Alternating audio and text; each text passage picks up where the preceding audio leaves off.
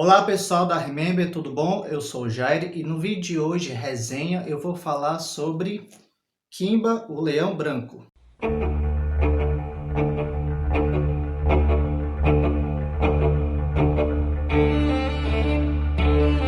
Bem pessoal, antes de começar a minha resenha deste mangá, eu gostaria de agradecer aos mais de 2.000 inscritos aqui no canal e também aos mais 14.000 seguidores no nosso Instagram e também aos que seguem o Segunda Sessão, o Colecionando, o Escudo Geek, que são nossos parceiros. Então, por favor, continue inscritos, continue seguindo a gente, porque a gente tem muito conteúdo para mostrar para vocês, tá bom? Então, vou deixar os links deles aqui embaixo.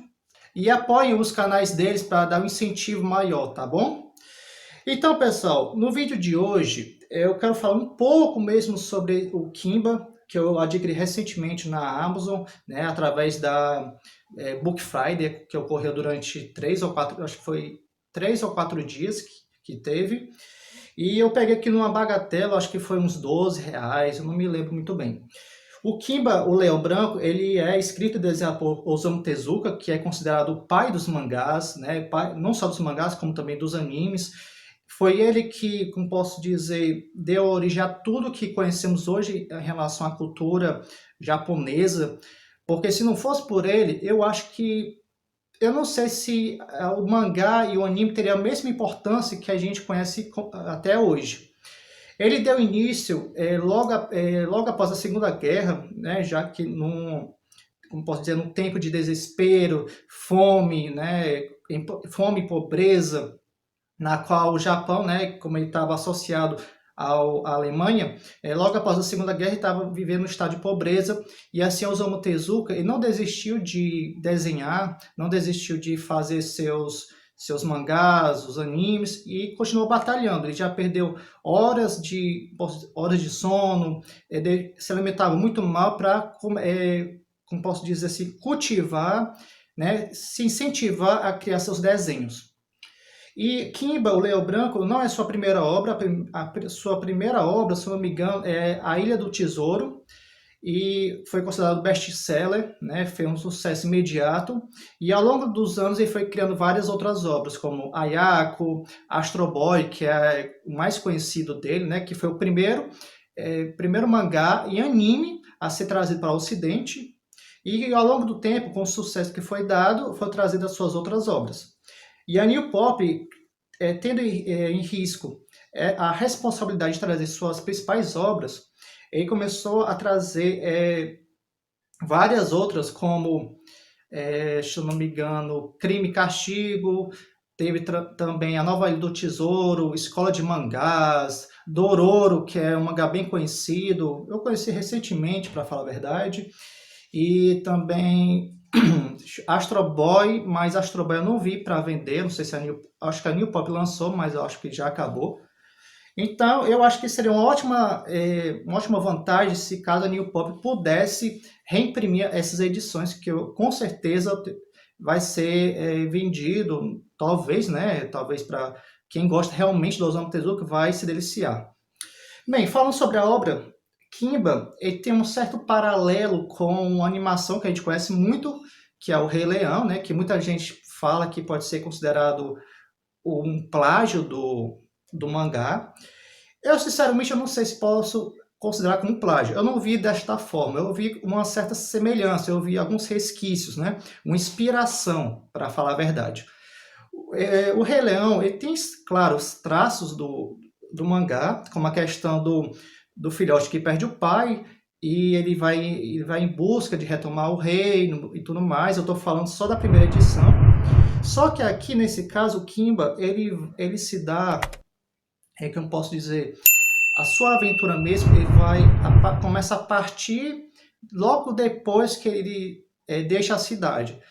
Ele vai para a cidade grande, logo depois de ser, como posso dizer, pular ao mar, né? Já que ele foi forçado a isso, né? Sua mãe pediu para que forçou ele a pular e voltar para a selva para retomar o seu reino de direito. E assim ele começa a nadar, ele é resgatado, né, por um dos marinheiros, na verdade, por um dos integrantes lá do navio. E com isso ele começou a nadar e é resgatado por um garoto, e ele é cuidado por ele e por seu tio. Só que aí ele começa a se acostumar muito com os humanos, e quando ele vai para a selva, ele começa a estranhar muito a situação, né? Ele achava que ia ser totalmente diferente, achar divertido, achar que ia ser, eu posso dizer, um local bom para se viver. Só que aos poucos você vai vendo que não é exatamente isso. Ele vai vendo que a vida na selva é muito mais complicada como ele imaginava. E também aqui ele mostra certas partes filosóficas, como a questão do tratamento, né, da relação entre o homem e a natureza, porque o ser humano ele é tão egoísta, ele é tão, como eu posso dizer, ambicioso em querer desmatar, em querer ferir os animais, e aos poucos você vai percebendo isso. E vai percebendo também a questão do preconceito dos seres humanos em relação a ele também, né, já que ele é um leão, né, criado entre os humanos. Então ele trata muito dessa questão.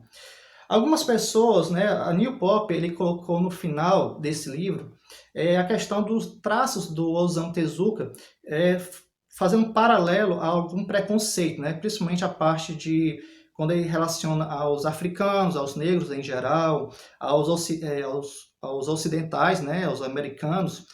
Ele tenta, muita gente pode ficar meio, posso falar, meio constrangida, não gostar tanto dos traços, né, por achar que tá fazendo uma piada de mau gosto, mas não é exatamente isso. O Osamu Tezuka ele faz uma sátira em relação justamente ao ser humano, a questão das suas falhas. Então, ele trata justamente dessa questão. O Osamu Tezuka nunca quis realmente fazer eu posso dizer assim, fazer um preconceito, né, em relação aos seus mangás. Ele nunca tentou fazer isso, ao contrário, ele tentou satirizar. Então, se eu recomendo, sim, eu recomendo Kimba, só que não leve em consideração, não compare essa obra com as obras atuais, porque vamos ser sinceros que seria muito injusto, né? Porque, no caso, ele foi escrito e foi publicado em 1950, ou seja, já se passaram mais de 50 anos desde a sua publicação, né? No caso, volume 1, e seria muito, assim, covardia da gente em comparar. Agora, assim, é uma história simples, ele trata, como falei, de assuntos delicados, tem, como posso dizer, tem morte de animais, né, de seres humanos, só que não é tão escrachado, né, não tem sangue, não é aquela violência, assim, realmente, assim, impactante. Não, é uma coisa bem sutil, assim, ó, morreu, pronto, tá aí, ó, não tem sangue nem nada, só citou, botou um negocinho ali pra dizer que morreu e pronto, acabou, entendeu? Ele não tenta fazer uma coisa, assim, realmente bem detalhada, não. Osamu Tezuka, pelo menos no primeiro volume, não vi isso. E também a questão da narrativa, em algumas partes ele tenta ser o mais rápido possível, ele tenta fazer algo bem ágil. Só que ele pula de um sinal para o outro de algo súbito, muito súbito, e eu fiquei um pouco perdido. Mas rapidamente você consegue se situar onde está a história. Então, eu vou mostrar um pouco do traço e você vê que quem já leu a obra, né, as outras obras do Tezuka, vai perceber uma semelhança muito grande. Vou mostrar um pouco aqui. Eu acredito que o traço dele ele é comum entre todas as obras dele, mudando pouquíssimo. Pronto, esse garoto aqui é quem acha o Kimba e cuida junto com seu tio.